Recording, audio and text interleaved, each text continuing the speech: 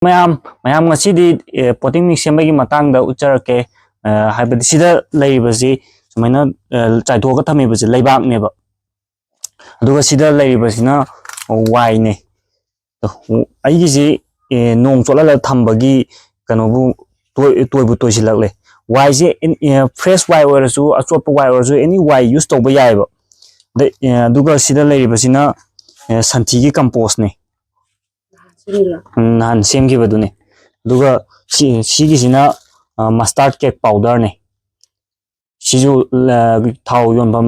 थाव सुंबम हंगाम थाव सुंगिबा अरेमबदो इसा सेमजरिने दो सिजिना एनपीके फॉस्फरस है से लांजिंग अचौबदगी अखोइगी ऑर्गेनिक तगी चेलिने होम डिलीवरी दुम याबने लौनिंग लेरगसो अखोइ ऑर्गेनिक है फेसबुक तो याम कंटेक्ट नंबर फजना हापने 1 kg 1 kg दा लुपा चामने ꯁꯤꯗꯤ ꯇꯧꯗꯣꯔꯤ ꯄ꯭ꯔꯣꯁꯦꯁ ꯃꯑꯣꯡꯁꯦ ꯂꯩꯕꯥꯛꯁꯤ ꯁꯨꯃꯥꯏꯅ ꯐꯖꯅ ꯆꯥꯏꯊꯣꯛ ꯊꯝꯕꯤꯔꯁꯤ ꯂꯩꯕꯥꯛꯀꯤ ꯆꯥꯡꯁꯤꯅ 50%ꯒꯤ ꯆꯥꯡ ꯂꯧꯕꯤꯔꯅꯤ ꯑꯗꯨꯒ ꯋꯥꯏꯁꯤꯅ 30%ꯒꯤ ꯆꯥꯡ ꯂꯧꯗꯣꯏꯅꯦꯕ ꯑꯗꯨꯒ ꯁꯤꯒꯤ ꯀꯝꯄꯣꯁꯁꯤꯅ 20%ꯒꯤ ꯑꯗꯣ ꯁꯤꯒꯤ ꯑꯅꯤꯁꯤꯗꯤ ꯍꯥꯞꯄꯁꯨ ꯌꯥꯏ ꯍꯥꯞꯇꯕꯁꯨ ꯌꯥꯏ ꯑꯗꯨꯝ ꯁꯤꯒꯤ ꯑꯍꯨꯝꯁꯦ ꯃꯦꯟ ꯑꯣꯏꯕ ꯑꯍꯨꯝꯁꯤ ꯌꯥꯎꯈ꯭ꯔꯒ ꯇꯥꯔꯗꯤ ꯁꯤ ꯍꯥꯞꯇꯕꯁꯨ ꯌꯥꯏ ꯑꯇꯣꯞꯄ ꯂꯣꯏ ꯍꯥꯞꯀꯦꯗꯤ ꯕꯣꯟ ꯃꯤꯜ ꯂꯩꯔꯁꯨ ꯕꯣꯟ ꯃꯤꯜ ꯍꯥꯞꯀꯦ ꯌꯥꯏ ꯑꯇꯣꯞꯄ ꯂꯩꯔꯤꯕ मिक्स फर्टिलाइजर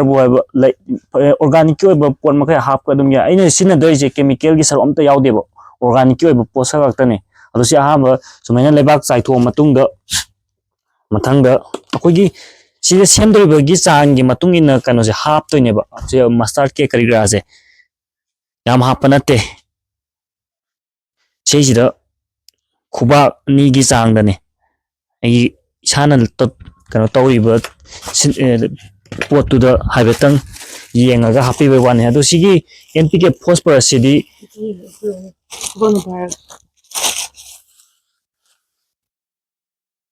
तो सुमाइना फॉस्फरस की चांग हेना यावदोइनेबा असिदी खुबा अमगी चांग दने हापतोइजे अदुम लेनिंग मी लेरसु लांजे चौदे लेयो मोइगी सिनबगी मवोंग करिगा फजना सिदा कनो चेप नपे बजे सिनबई मवोंग करिगा फजना उठपने अदुई मतुंगदा वाइसि मु कनो तौदोइने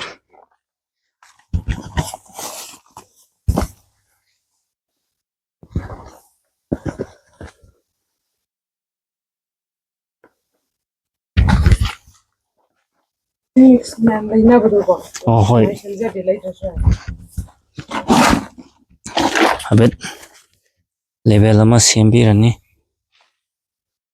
tu matungda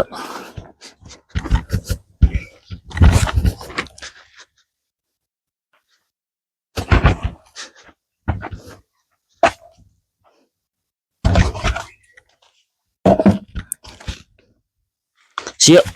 fajana tot toine thung fajana ai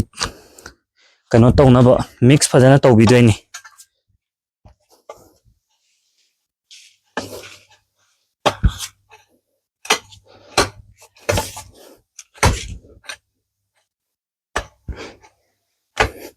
हुजिकी एखोइगी ऑर्गेनिक है अदुदा दुम पोटिंग मिक्स जो बैग लैगे दुम फंगबनी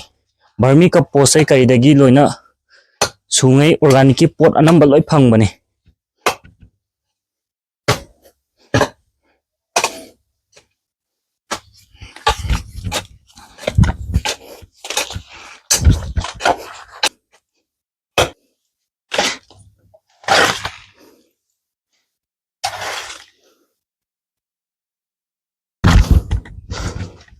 लोए तोप फजना तोले सिगी एनी गमला द थाबा मखै लोइसिनबा यारदौने दुम थमगा बोरा हाला दुम थमगिबदा दुगा दुम सिना निंग मतमदा दुम सिनबा यारदौने मसिगिरी मतंग साइदा लोइसिनजरगे